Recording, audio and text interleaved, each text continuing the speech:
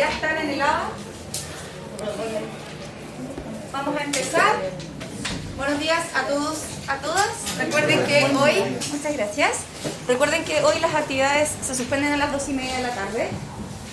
Principalmente para que tanto ustedes como todos los que trabajamos acá podamos volver de manera segura a nuestras casas. En particular donde yo vivo es complicado, entonces agradezco mucho que se suspendan. Igual tengo que hacer mi clase online desde mi casa a los chiquillos de medio ambiente, pero mucho más seguro que tratar de tomar micro a las 6 o 7 de la tarde.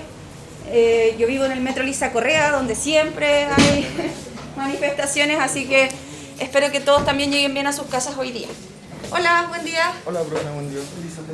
Vamos a retomar donde nos hemos quedado en la clase pasada, que fue principalmente en esta especie de pulgón, que era Rhopalocifum pari.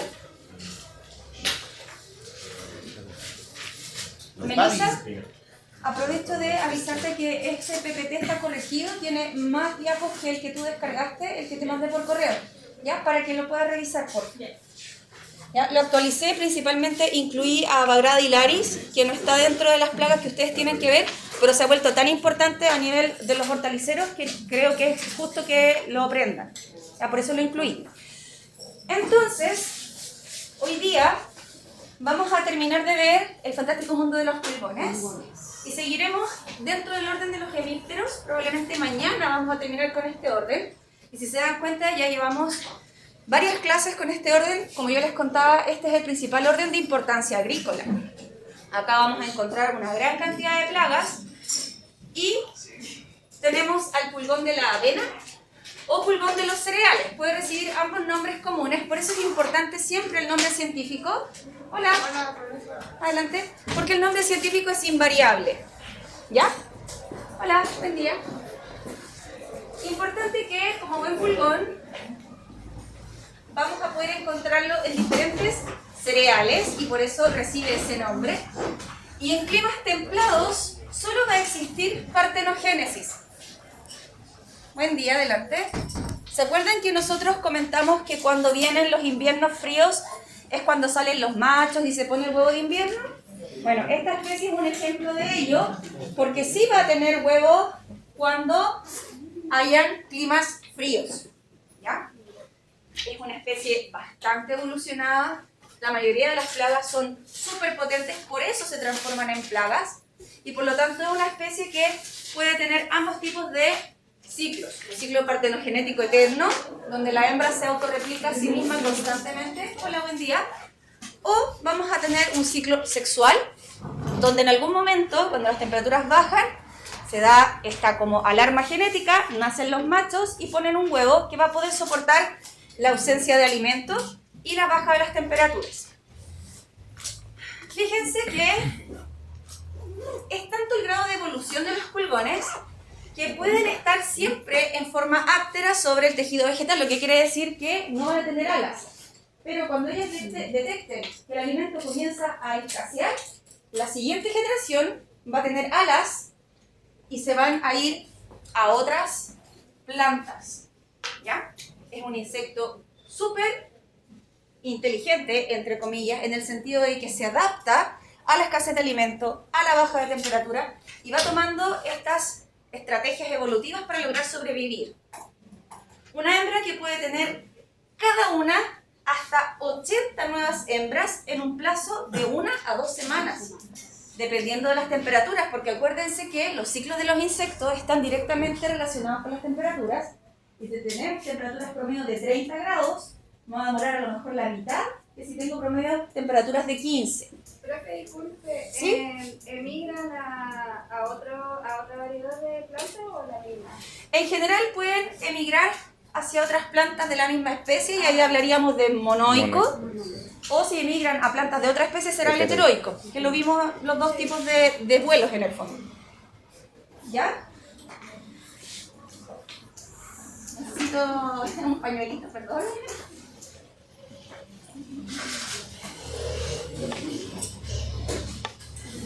Es una gripe nomás, no me odien como la gente de la micro. La gente de la micro me odiaba cuando yo tosía. Trataba de toser muy despacio y no podía probar el pico. es una especie súper bien adaptada y cuando haga frío van a poner el huevito para poder resistir. Acá tenemos las imágenes de cómo se ven los Rhopalocifum padis. Rhopalocifum padi, entonces, es el nombre de esta especie. Y si ustedes se fijan, se puede identificar porque tiene una franjita de color café casi llegando al final del abdomen. ¿Ya? Esa es la única manera, así a simple vista, de poder diferenciar Rhopalocifum padi de Rhopalocifum maedis, que vamos a ver ahora. ¿Cuál es el problema de este pulgón? Principalmente, como todo buen pulgón, transmite virus, y en el caso de Rhopalocifum padi puede transmitir al menos 15 tipos de virus. Virus tan complejos como el del enanismo amarillo, que probablemente lo van a ver con su profe Javi en Fitopato, y que provoca plantas pequeñas, con láminas de hojas pequeñas y colores amarillos. ¿Qué pasa? El agricultor cree que está bajo un síntoma de deficiencia de nitrógeno, sobrefertiliza con nitrógeno, cuando el problema es otro, el problema es un virus. Por eso es importante que ustedes comiencen a darse cuenta que todas las asignaturas están relacionadas entre sí. Y lo que un síntoma puede ser para un compañero una cosa, para otro puede ser otra totalmente distinta.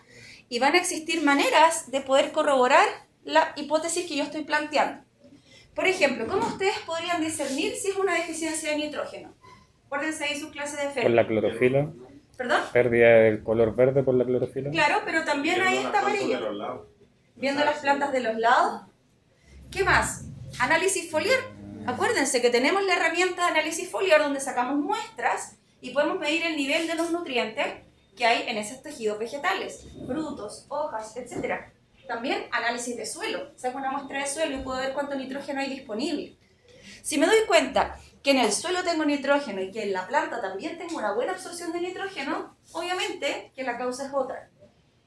Pero es súper importante entender que muchas veces es muy sencillo confundirse entre las sintomatologías.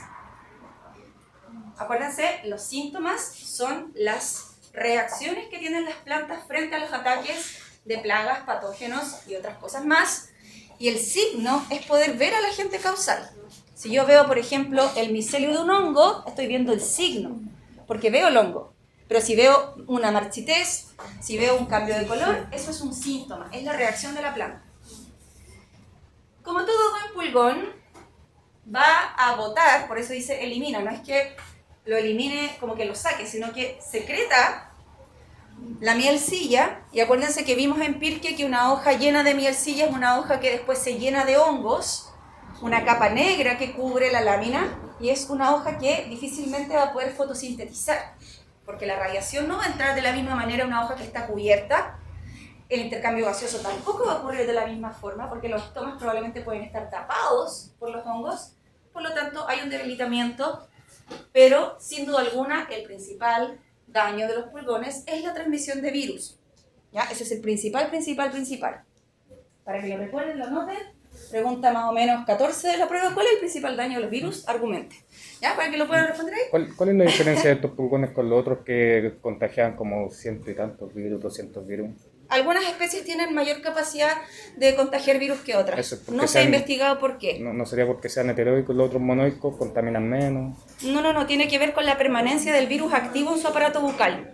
Ya, ok. No se ha investigado por qué. Por ejemplo, Mysus persica puede contagiar más de 120 y Rhopalocifum padi puede contagiar 15. Claro. No se ha investigado por qué tanta diferencia. Okay. ¿Ignacio? Y que los pulgones sean mayor transmisor de virus, ¿Sí? es por su aparato bucal. Exactamente. Es por eso que un pulgón transmite virus y una chinita o un burrito, pensémoslo, para que hablemos también de plaga. Un coleóptero con las mandíbulas no va a transmitir virus entre las plantas. Son aparatos bucales distintos. Picador, chupador. Todos los insectos que vamos a ver en el orden de los hemípteros tienen el mismo aparato bucal, que para que lo asocien es muy semejante a lo que ocurre en los zancudos. Los zancudos tienen su cabecita y tienen una trompita, ¿cierto? En el caso de los hemípteros es lo mismo, sus ojitos, trompita, tejido vegetal, hojita, inyecta y comienza la succión de savia. Todos iguales. Diferencias morfológicas, por supuesto que sí, si no tendríamos solamente una especie. Pero todos actúan de la misma manera y secretan caquitas dulces que a veces son aprovechadas por las abejas, así que a veces hemos podido comer miel hecha de caquita, sí, es probable, nunca lo sabremos, por supuesto que no. Importante esto, chiquillos, para que lo tengan en consideración. Recuerden siempre que hay que analizar la causa de lo que estamos viendo. Yo salgo al huerto, veo una planta distinta, tengo que encontrar el por qué. Puede ser una falla genética, la compré en un vivero y venía enferma desde allá, pero lo importante es poder determinar si lo que tengo ahí se va a eliminar sacando esa planta o en realidad tengo un problema en el suelo, estoy teniendo un problema en el plan de fertilización, estoy teniendo un problema en el riego y así una serie de factores. ¿Ya? Las plantas reaccionan. El tema es poder reconocer frente a qué están reaccionando. Tenemos Rhopalosifum maidis, ¿ya? A diferencia de Paddy que acabamos de ver, este ataca principalmente maíz y por eso le pusieron maidis. ¿Ya? En general los nombres comunes hacen cierto sentido a los principales hospederos.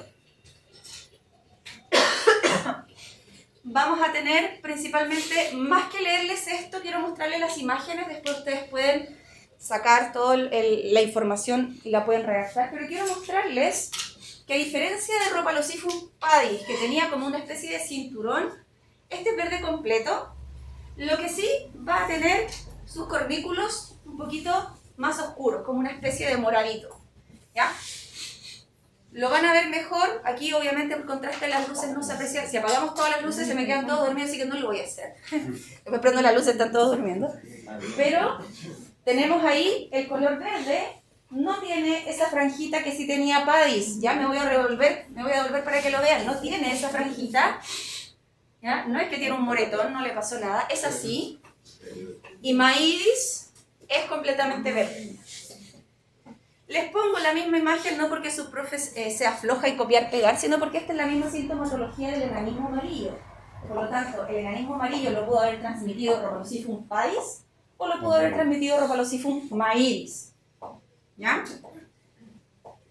Importante que, como todo pulgón, nuevamente el debilitamiento de los tejidos vegetales, la succión de la savia, generar mielcilla llama hormigas, mielcilla llama fumagina, fumagina tapa tejido fotosintético, etc. El mismo ciclo de todo, ¿sí, Vicente? Cuando hay mielcillas, ¿siempre el hongo es fumagina o puede afectar otro hongo?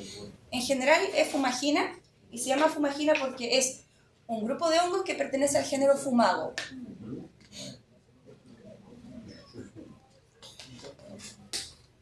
Por eso se les dice fumagina como nombre común, porque puede ser muchos hongos del mismo género que es el género Fumago.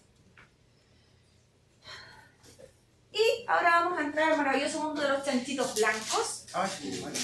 Los vimos en el práctico empírico, ¿se acuerdan? Y yo les dije, lo vamos a ver en la clase. Bueno, ahora vamos a hacer el match.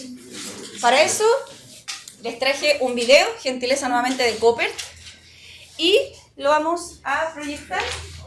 Pongan mucha atención, hay muchas cosas interesantes en esta especie, que a diferencia de pulgón,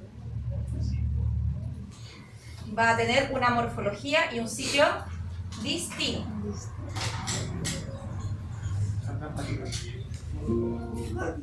Ya, chiquillos, ahí está. Quizás para el video podría apagar todas las luces, ¿les parece? Sí, para que veamos. Son 3 minutos, aguanten ahí. Yo sé que hay poquito hoy día, pero... Ahí todo, dormían inmediatamente. Ahí se ve un poquito mejor. Pongan atención porque hay varias cosas interesantes y al final del video las vamos a repasar, ya para que todos quedemos con la misma información y nadie se pierda ningún detalle.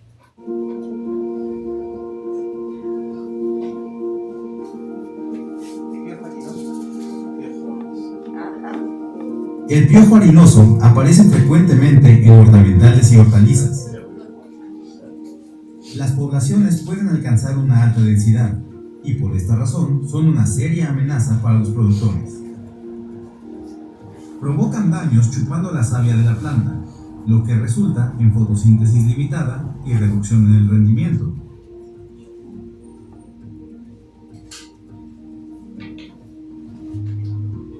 En lo que respecta a flores y frutos, a menudo también se ven afectadas. El piojo harinoso también produce secreciones ricas en carbohidratos, en la que crecen los hongos que conforman la fumagina u hongo de la negrilla. provocando un daño considerable a los cultivos.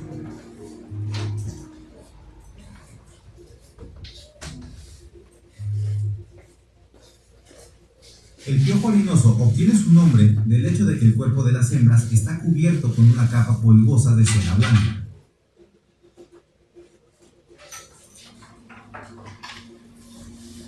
Los machos tienen alas, pero carecen de aparato bucal, por lo tanto son incapaces de alimentarse.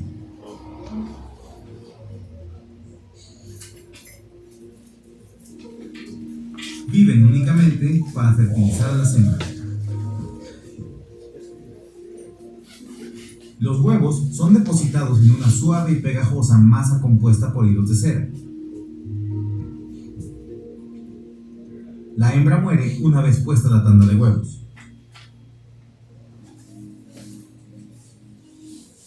Después de emerger, las ninfas son de color amarillo café y aún no están cubiertas de cera. Son activamente móviles, conocidas como rastreras. Las ninfas en segunda etapa son más oscuras y menos activas.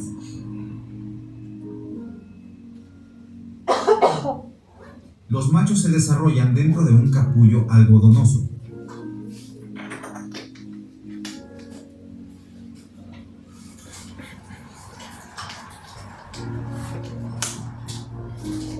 Un macho alado emerge de la pupa.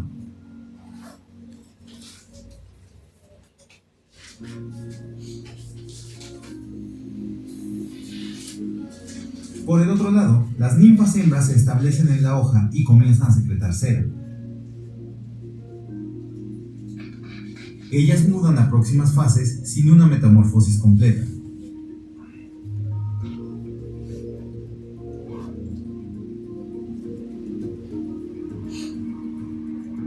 El piojo harinoso puede ser controlado por una gran variedad de enemigos naturales.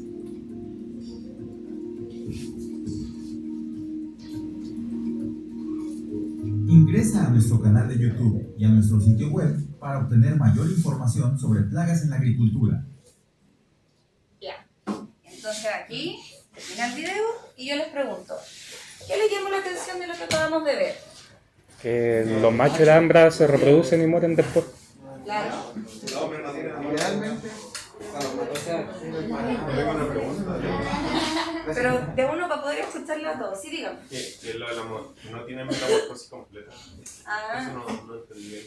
Lo que pasa es que las hembras no tienen metamorfosis completa. Acuérdense que nosotros hablamos que cuando teníamos huevo, larva, pupa y adulto es metamorfosis completa. Y acá tenemos huevos, ninfas y adultas.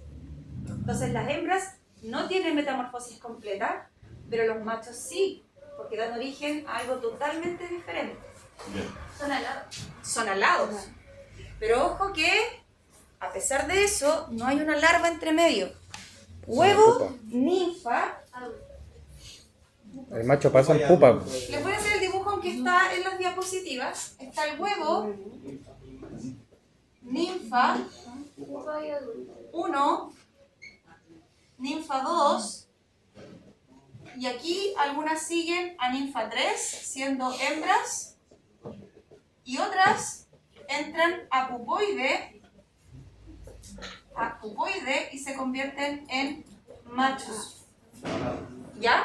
No se habla de pupas propiamente tal, porque las pupas son las pupas verdaderas que vienen de las larvas. Se habla de pupoides porque vienen de ninfas. ¿Dale?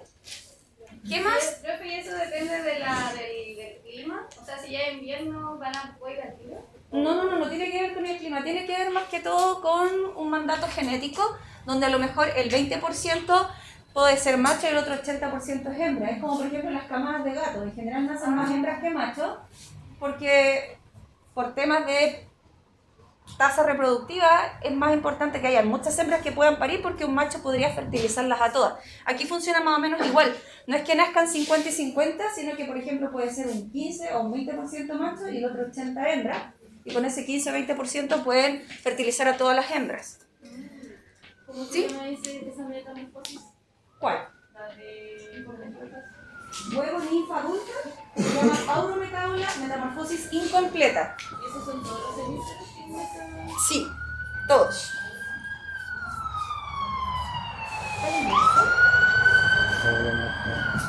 Vamos a ir mirando algunas imágenes que quiero que en el fondo todos quedemos con la misma información.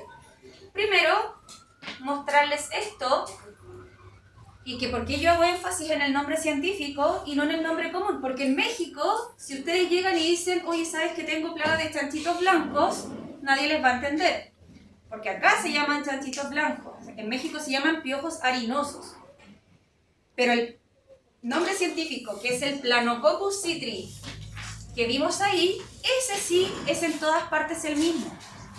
Por eso, cuando ustedes busquen información sobre plagas, deben usar siempre los nombres científicos, porque acá se llama chanchito blanco, en México se llama piojo, en Colombia se llamará, no sé, de otra forma. Y el nombre científico es lo único universal, que en todas partes, si tú dices Planococcus citri, todos los investigadores van a entender lo mismo. Entonces, si tú le dices chanchito blanco, probablemente no te van a entender.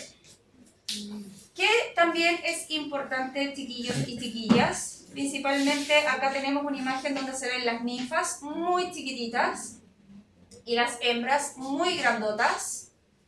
Es una especie que presenta dimorfismo sexual, por lo tanto vamos a tener que son las hembras las que provocan el daño en los cultivos. El único daño del macho será principalmente copular con las hembras y dar origen a la siguiente generación.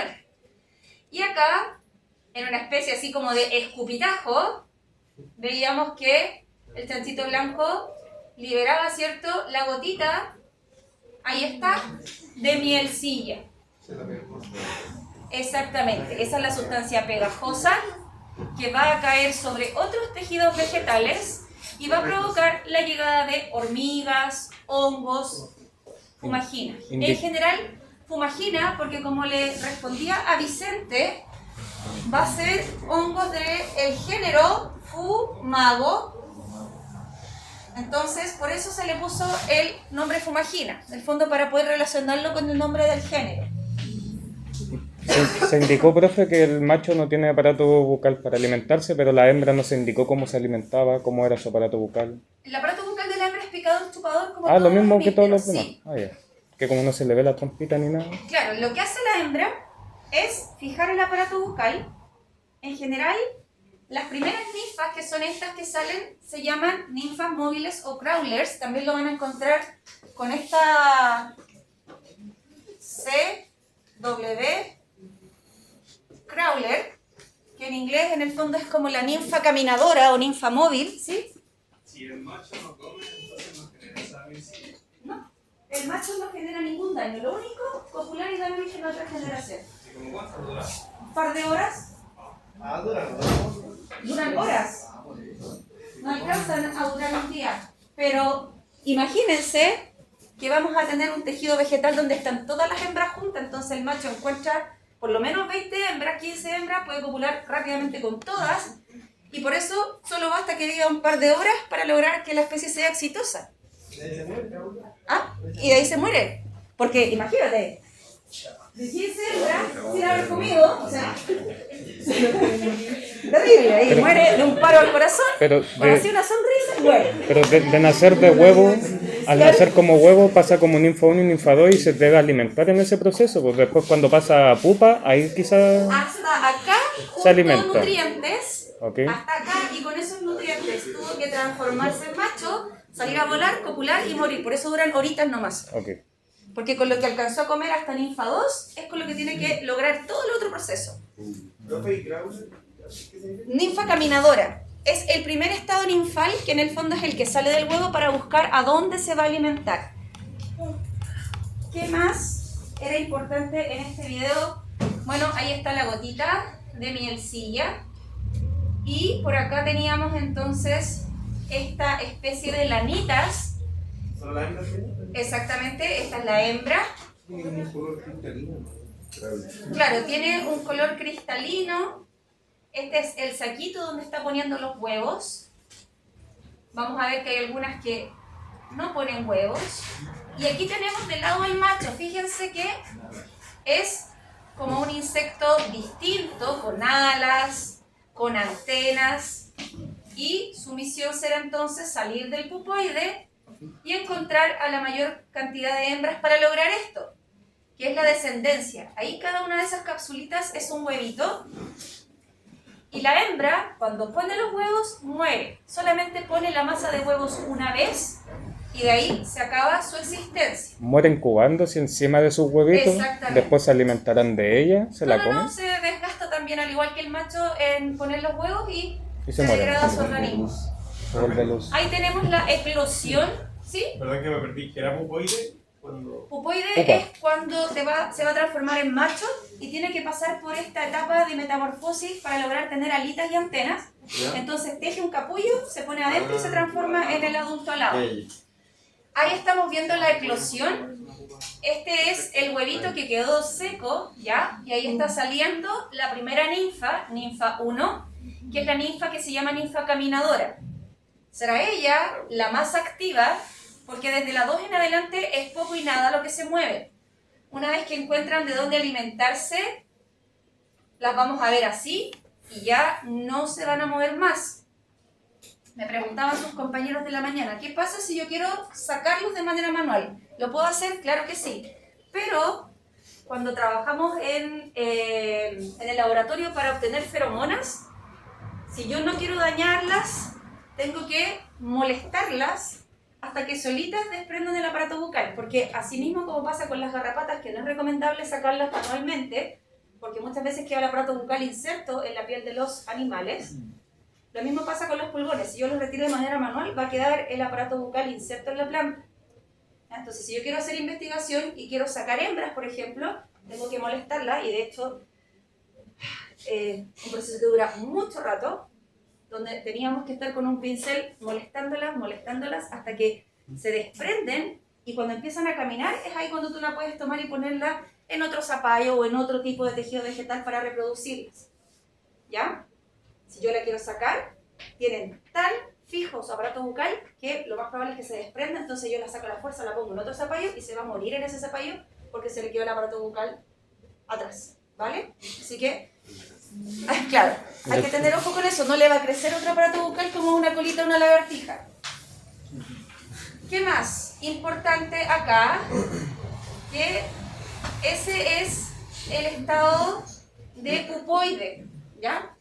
Y ahí en la imagen se aprecia absolutamente la diferencia y lo que se entiende como dimorfismo sexual, donde la hembra es completamente distinta al macho.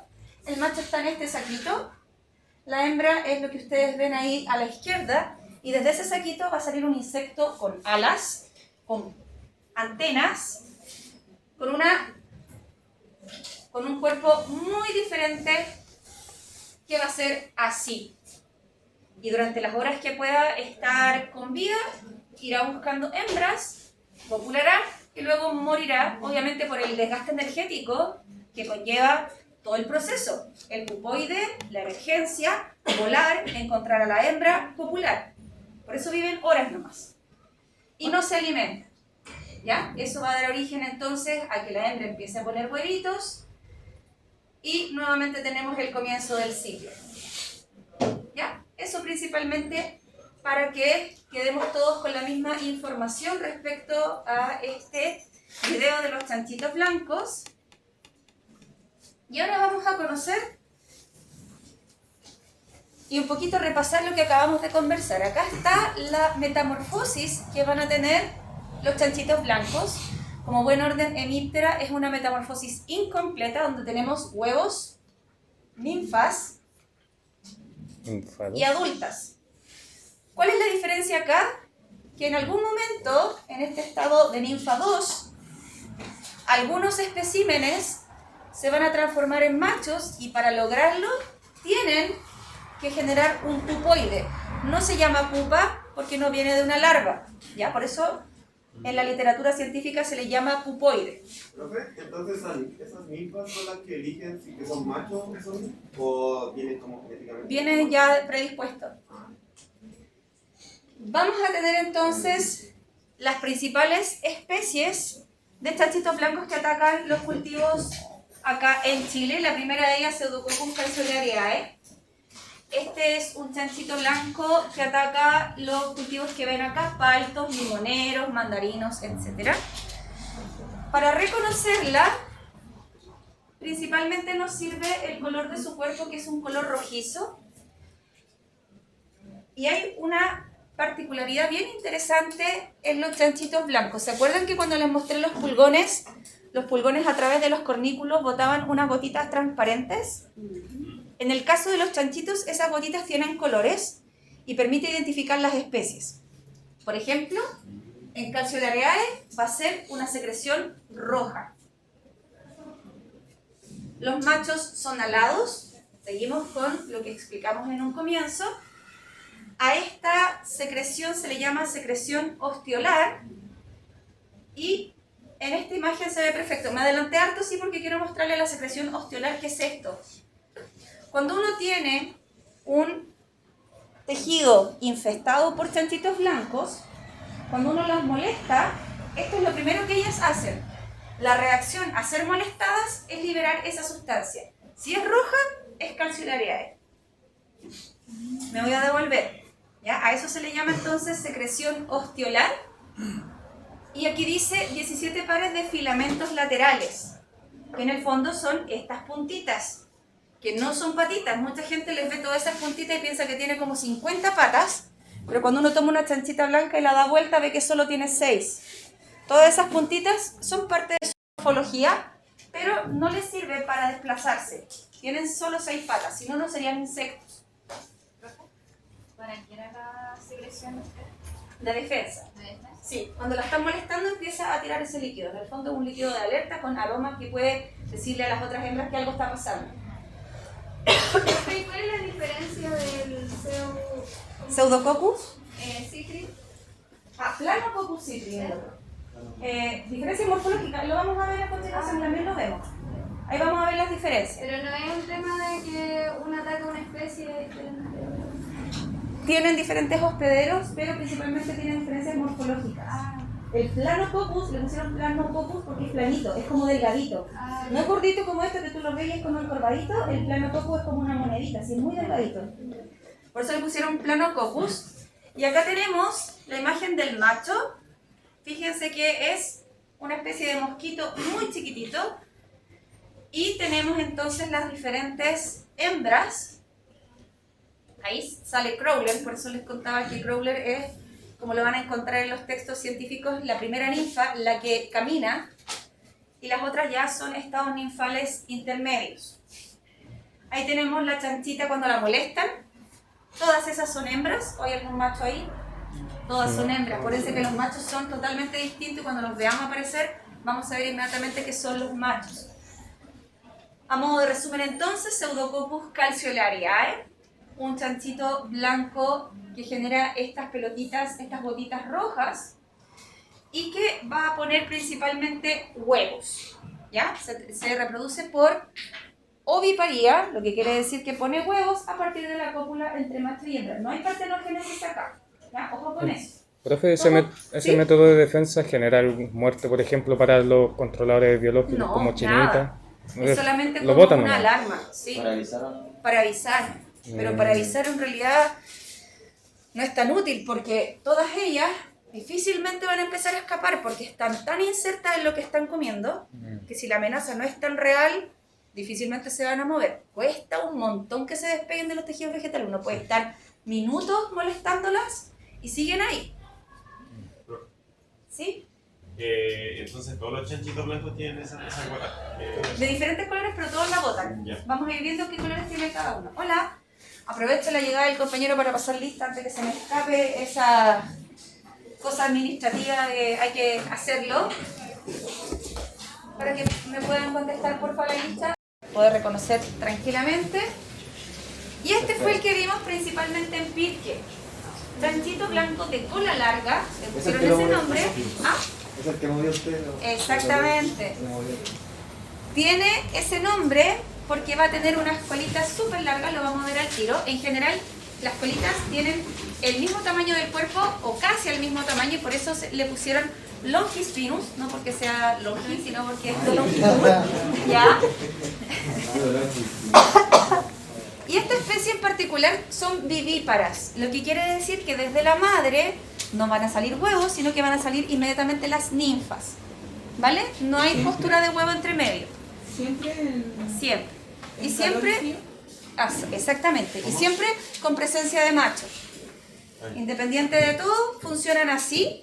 Pseudococcus longispinus, a diferencia de la secreción osteolar de Calciolariae, la de Longispinus es transparente. Así que si yo lo molesto, ¿ya? Y podemos hacer el ejercicio si quieren el jueves, de buscar chanchitos blancos y molestarlos, para que tiren las gotitas y nos demos cuenta del color, si es transparente el Longispinus.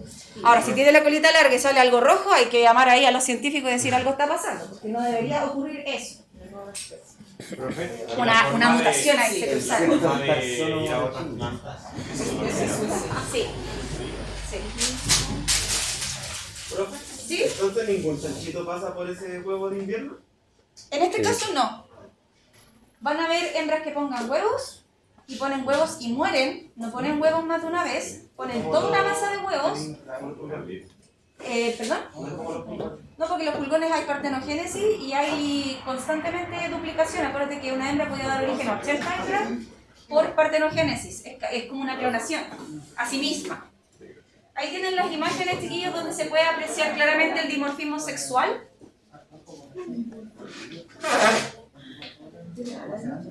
Sí, ahí abajo.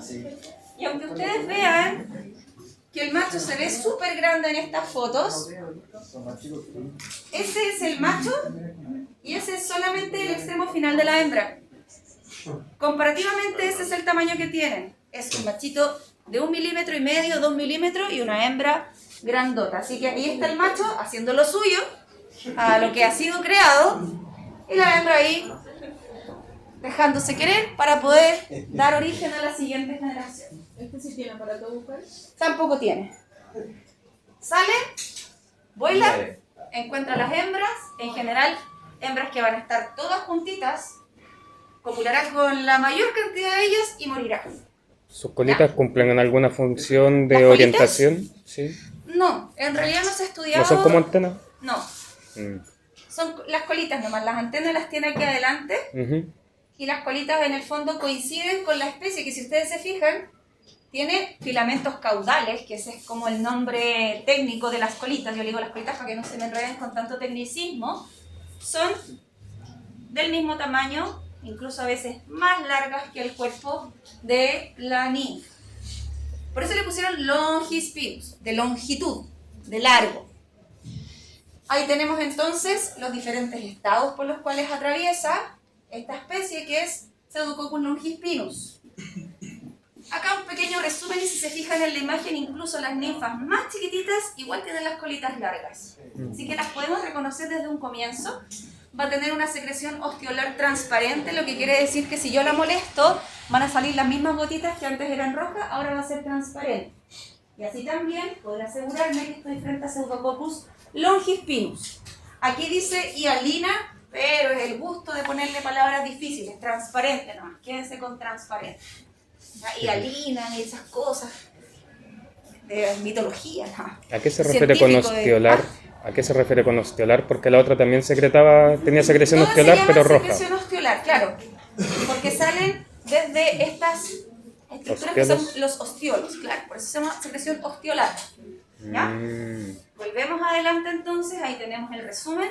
Recuerden que esta es una especie que pone ninfas, no pone huevos, a diferencia de Calciolariae que habíamos visto recién y de las otras que vamos a ver.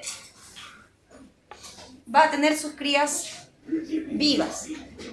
Siguiente especie, Pseudococcus viburni, hospedero principalmente las vides. Así que cuando hagamos el monitoreo el jueves, vamos a tratar de buscar chanchitos blancos, los vamos a molestar para ver cómo nos secretan. No es que quedemos rociados, bañados así en secreción osteolar, son gotitas muy chiquititas, pero nos van a permitir entender este proceso de tratar de defenderse a partir de una secreción.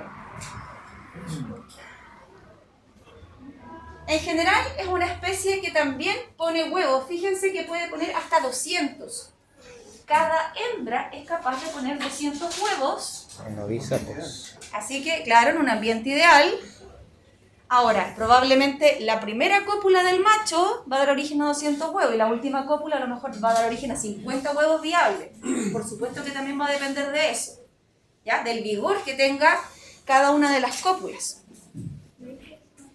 Al igual que todos los chanchitos blancos, el macho tiene el dimorfismo sexual, donde tenemos un macho totalmente diferente a una hembra. Y por lo tanto, ¿quiénes son las que causan daños reales en los cultivos? Las hembras, tanto ninfas como adultas. Acá no hay daño por machos. ¿Ok? Y ahí podemos entonces entender que muchas veces nosotros nos vamos a enfrentar a cosas que son mucho más complejas de lo que pensábamos. Porque antiguamente cuando veíamos en nuestro jardín algún insecto, jamás nos hubiéramos imaginado lo que pasaba con el pulgón. Y que se va de una planta a otra, y que las virginóparas y las sexúparas y las no sé cuantitos. Y es un mundo complejo el de los insectos. ¿Ya? Acá tenemos imágenes, fíjense, tremenda fotaza esto. No es sencillo hacer eso. Primero hay que matar al insecto y no se mata de cualquier manera para lograr un montaje. Los montajes de insectos para fotografía es un arte. En algún momento trabajé fotografiando alas de insectos que primero tenían que pasar por un tinte para que todas las venitas se marcaran y después sacar la foto a través de una lupa. Es todo un trabajo. Al principio rompemos todos los insectos y las alas que han destrozado. Después uno ya adquiere la práctica y puede lograr fotografías de esta calidad. Profe, ¿y cómo los matan sin desarmar tanto? Súper buena pregunta. Al cerebro. Dependiendo del insecto que yo quiero montar, porque así se llama, cuando uno hace los insectarios, se llama montaje de insectos. No va a dar lo mismo, por ejemplo, un lepidóptero que un coleóptero. El coleóptero yo puedo sumergirlo en alcohol. Generalmente se usa alcohol al 75% para que no se pierdan los colores y otras características. Pero para lepidópteros no puedo hacerlo porque se le destrozarían las alas. Para eso se construye una cámara de gas, se meten, literalmente, así se hace, se meten las polillas o las mariposas que necesitamos montar y se asfixian con gases tóxicos. Cuánta Lo que maldad. permite que el insecto muera sin destruirse las alas y por lo tanto después se puede montar. Se usan alfileres entomológicos, es toda una técnica. De hecho, uno tiene que tomar el insecto y tiene que pincharlo en un lugar específico porque si no se te desarma. Cuando toma el insecto y el alfiler entomológico tiene que ir aquí, enterrado, o cuando son muy pequeñitos lo que se hace es pegarle un pedacito de papel y aquí va el alfiler y el insecto va pegadito acá. Una serie de cosas bastante engorrosa el montaje de los insectos y según el que quieres montar es como lo vas a matar. Si son insectos frágiles, con gas. Si son burritos, chinitas y todos esos insectos que son más duros, alcohol nomás. Y es súper triste porque se retuercen, porque se queman. En el fondo el alcohol entra a través de los espiráculos, penetra por el exoesqueleto y los termina quemando, pero afuera queda intacto porque el exoesqueleto es resistente. Pero todos los órganos internos se dañan por la entrada del alcohol y tú terminas con el insecto perfecto por fuera, pero totalmente destruidos sus órganos por dentro, ¿ya? Pobrecito. Es por eso que yo no tengo ningún insectario. Sé que tengo que hacerme uno, porque es parte de lo que uno enseña, pero en fin que vamos a tener acceso a muestras y con eso vamos a trabajar en los laboratorios. En general no me ha dado el corazón para salir a buscar insectos y matarlos, creo que me cuesta esa parte. Prefiero conseguirme un insectario, algo que ya haya muerto en algún momento. A todo esto hablé con Francisco Urra, el chico que redactó el libro que es la Biblia de esta asignatura, y me dice que las visitas al museo están suspendidas todavía, pero que a lo mejor él nos podría visitar para hacernos una charla. Así que voy a tratar de invitarlo. Él trabaja en el Museo Nacional de Historia Natural, es uno de los taxónomos más reconocidos en Chile, así que voy a tratar de invitarlo. Si no podemos ir al museo, que el museo venga a nosotros y nos cuente su historia de cómo ha trabajado con los insectos, ¿ya? De cómo los mata. Como él es un experto, claro, porque él trabaja, por ejemplo, si se pierde alguna muestra, él tiene que ir a colectarla y volverla a montar para restaurar el inventario que hay en el museo. Exacto. Él es un seco, yo lo conocí, estudiamos juntos, él fue mi ayudante, después yo trabajé con él, los dos ayudantes, y después él siguió trabajando como profe y otras cosas. Sí.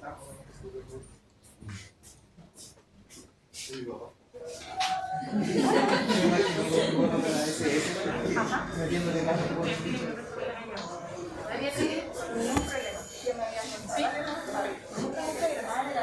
Hola chicos, buen día. Buen día. ¿Cómo están? Bien. Bien, qué bueno. Chicos, primero que todo me presento, bueno, ustedes son antiguos, ¿verdad? O sea, de tercer semestre. Casi como pandemia, literal.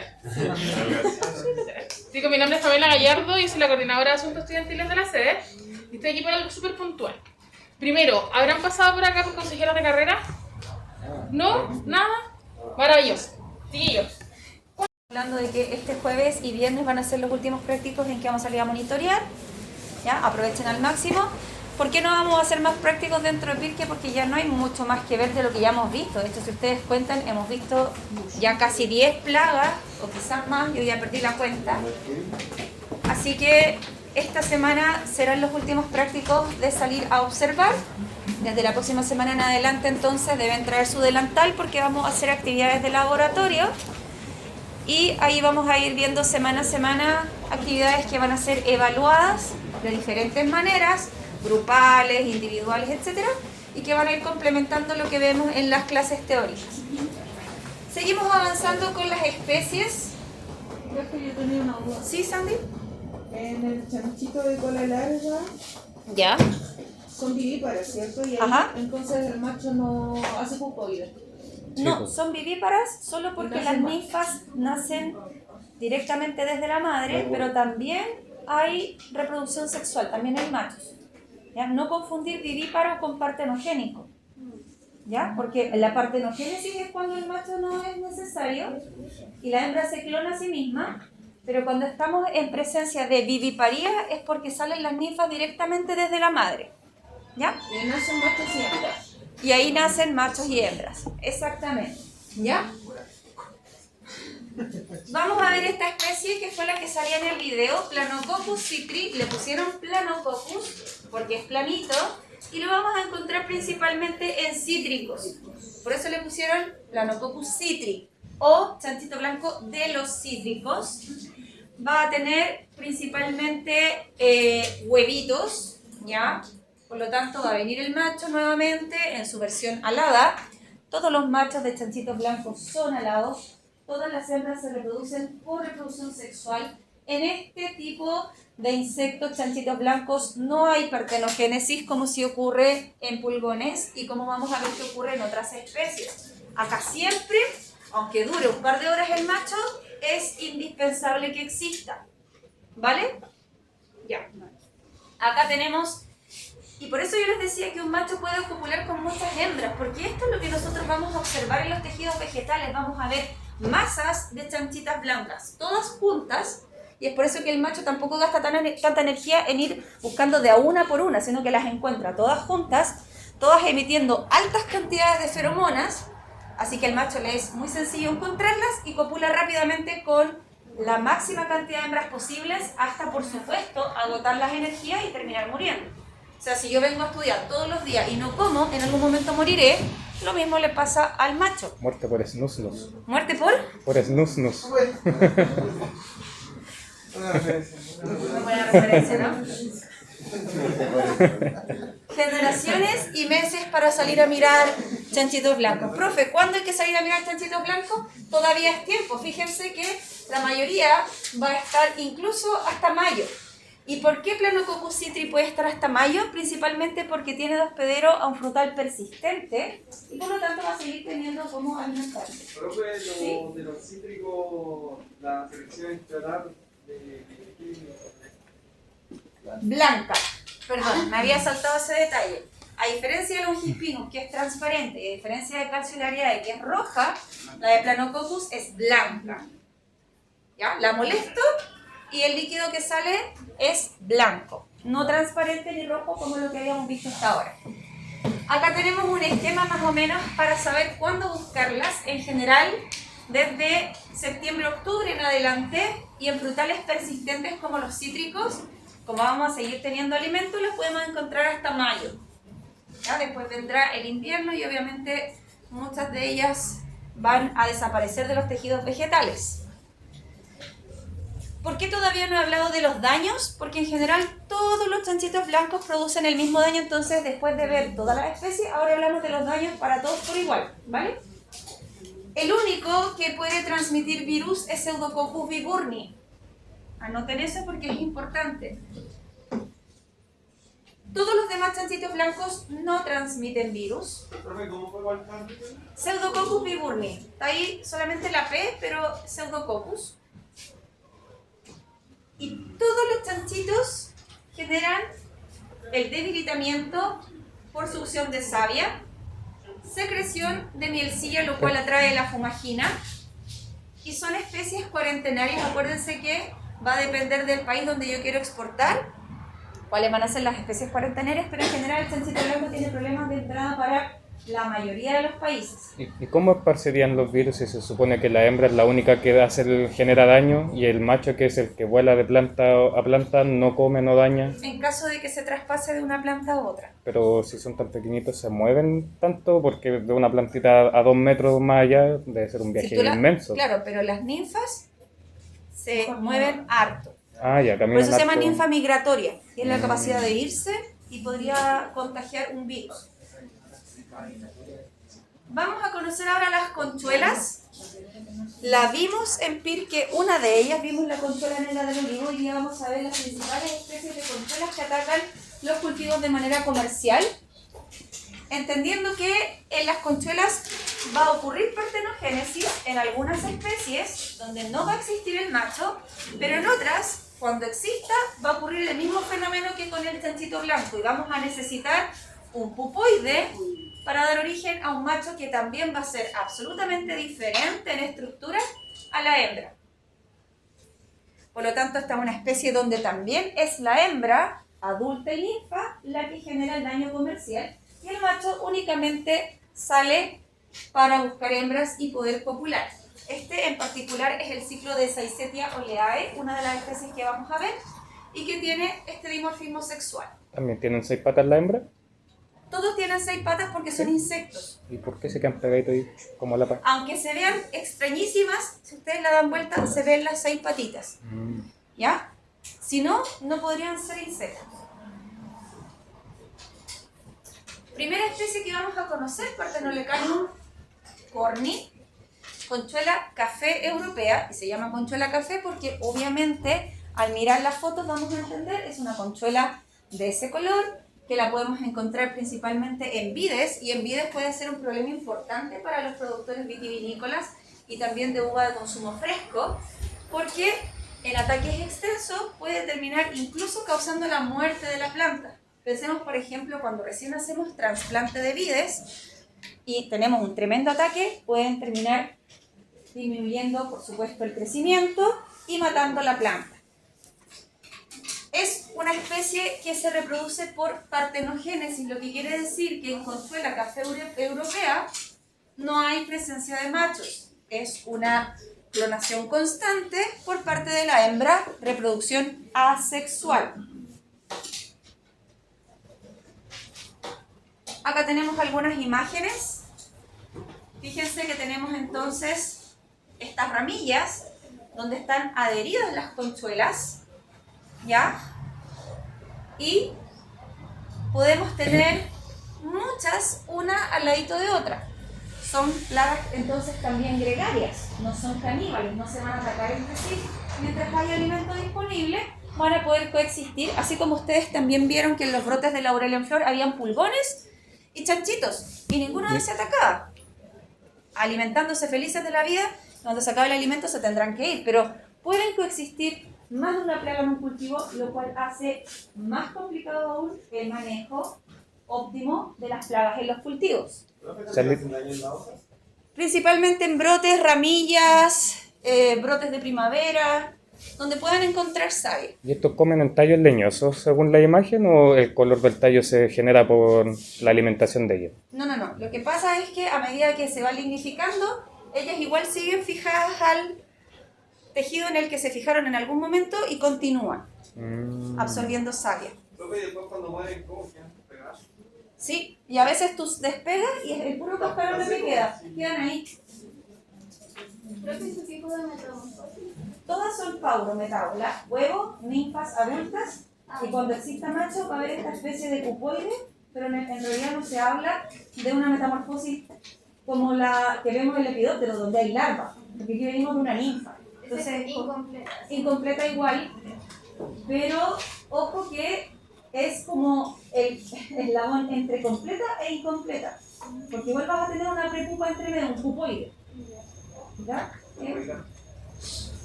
Y en trips, cuando hablemos de los trips, ahí van a ver que la naturaleza fue mucho más creativa en ese insecto. Profe, y ¿Sí? decía que no había machos, pero eso es en todos los climas. En todos los climas de esta especie. Ya. Parthenolecanium persica, también partenogenética, no hay machos, no importa el clima, acá es una especie que se reproduce partenogenéticamente, por lo tanto es solo hembras las que provocan el daño, pariente de Parthenolecanium corni, y esta se llama conchuela grande café, porque a pesar de ser café, comparativamente es más grande que la anterior, y es ovalada, ¿ya? La anterior era más redondita, me voy a devolver para que comparen, más redondita, y esta, claro, más esférica, y esta es más alargadita, ¿ya? Parthenolecanium persica. Tenemos entonces también la partenogénesis y el daño, que es succión de savia, fumagina, yo lo que ya hemos visto, conchuelas no transmiten virus, para que le pongan al tiro ahí, las conchuelas no transmiten virus. Eso es porque no se mueven de su hogar. En de su- general de tiene su que ver hogar. más bien con la permanencia del virus activo en el aparato bucal. Hay algunos insectos en los que sí se mantiene y en otros no. Tampoco se ha estudiado por qué en el pulgón puede transmitir 120 y la conchuela Sí. no puede transmitir nada si ambos son picadores chupadores. Ok. Solo se ha comprobado que no lo hacen, pero no se ha investigado el por qué no pasa. Tenemos entonces las imágenes de Parthenolecanium persica. Me quedan 10 minutitos, así que les voy a contar que esta fue la que vimos en Pirque. En Pirque vimos Saisetia oleae, conchuela negra del olivo, y la podemos diferenciar de las otras porque tiene... No les voy a leer todo esto, chiquillos, esto es para que ustedes después lo puedan repasar. Más que todo quiero explicarles lo que dice la diapo y las imágenes. ¿Qué es lo más importante de esta diapo? Que atacan cítricos. Ataca cítricos, ataca paltos, y que esta especie sí necesita el macho. Aquí sí hay macho en Saisetia oleae, por lo tanto aquí hay reproducción sexual. No hay partenogénesis como en las Parthenolecanium que vimos antes. Mismo daño de todas las conchuelas, succión de savia, debilitamiento, muerte de la planta, etc. Y esta H la vamos a ver y es súper característica, es una conchuela oscura, que cuando ustedes la ven como de lado, esa H se ve en relieve, es una verdadera H y esa es la manera en que se puede diferenciar Saisetia oleae de otras especies de conchuelas.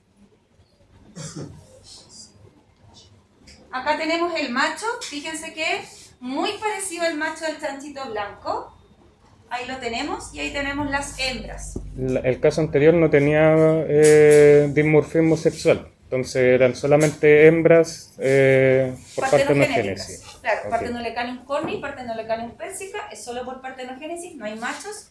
Recién aquí en Saisetia oleae aparecen los machos alados con dimorfismo sexual, porque hay reproducción sexual. Acá no hay partenogénesis, ¿vale? En toda temporada. En toda En toda temporada, temporada. macho. Independiente de la temperatura. Ignacio, ¿Tiene aparato? machos no. Pobrecito. Tenemos esta conchuela que es estéticamente hermosa e inconfundible, y yo se las paso porque muchos colegas lo han confundido con chanchito blanco y con hongos, lo cual es imperdonable. Usted no lo diga, no es un hongo lo que van a ver a continuación, es una conchuela. ¿Ya? Y por eso la confunden con chanchito blanco, porque le ven estos pelitos, dicen, no, esto es chanchito, esto es hongo, no.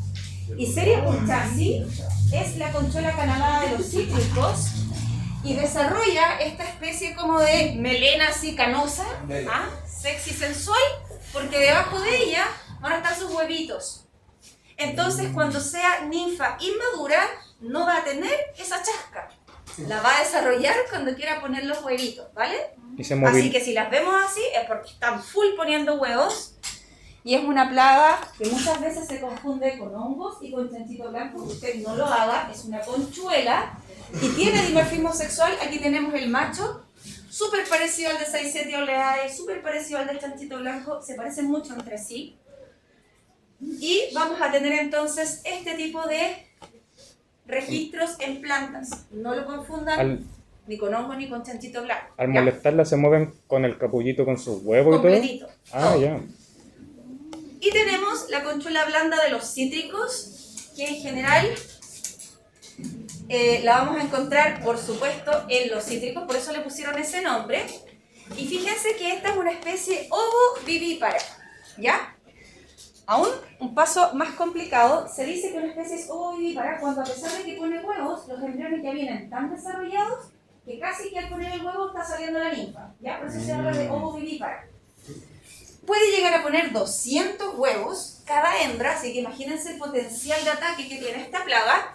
Y como todas las especies, por supuesto, que tiene el problema de generar mielcilla, fumagina, debilitamiento, todo es lo mismo. Se mueren en 60 días. Reproduciéndose por partenogénesis. Se mueren, claro, su ciclo es muy cortito. Acá tenemos la conchuela blanda de los cítricos, una conchuela pequeñita de color café, es blandita, por eso le pusieron conchuela blanda, se puede diferenciar al tacto. La imagen, uno podría confundirse con las otras, pero en general es más blandita, entonces esas cosas uno las puede distinguir solo en campo. Y con los 5 minutitos que me quedan, quiero mostrarle que cuando tenemos este grado de infestación en un tejido vegetal es cuando yo les digo que puede causar la muerte de una planta. O sea, ahí ya no cabe nadie más. Es como el vagón de metro a las 7:30 de la mañana. Que nos dicen por el altoparlante mantenga la distancia y ¿cómo? Que vamos todos en el metro. Bueno, nada que hacer. Y esta yo la incluyo siempre en mis clases porque también he tenido colegas que la confunden con hongos, que la han confundido con huevos y con millones de cosas, así que para que usted no lo diga, ya, lo que va a ver a continuación es una conchuela y se ve así. Qué raro. Por eso genera confusión, una especie de tortuguita, ya así como de browser de Mario Bros. Tenemos entonces ahí, pegadita al tejido vegetal, no es un hongo, pareciera que sí, no son huevos, son conchuelas, ¿ya? Cuando usted tiene mucho problema con Ceroplastes cirripediformis, que es el nombre científico, es porque usted se descuidó, porque en general es una plaga que no es tan agresiva como las otras conchuelas. ¿Ya? Entonces, si yo tengo esto en mis cultivos, es porque en verdad no estoy haciendo nada bien, porque no es una plaga, claro, no es una plaga tan agresiva como las otras, que si yo me descuido, ¡paf!, me ataca rápido. Si yo he llegado a este nivel de presencia, es porque en verdad me descuido demasiado. ¿Ya? Y Ceroplastes cirripediformis, en general, es partenogenética. Hay otras ceroplastes que sí tienen macho, pero la que nosotros vamos a ver, que la cirripediformis, no tiene macho y solo es un clon de sí misma eternamente. Y como dice ahí, solo es peligrosa en cantidades abundantes, generando el mismo daño, succión de savia, debilitamiento, generación de mielcilla, que atrae hormigas, que atrae fumagina. Fumagina tapa los tejidos fotosintéticos, disminuye la eficiencia fotosintética, etcétera, etcétera, etcétera. Y nos vamos a quedar hasta acá, chiquillos, porque esto es un tema completamente distinto. Escamas, las vemos mañana, así que muchas gracias por venir. Vayan nomás, que lleguen bien a sus casitas, se cuidan.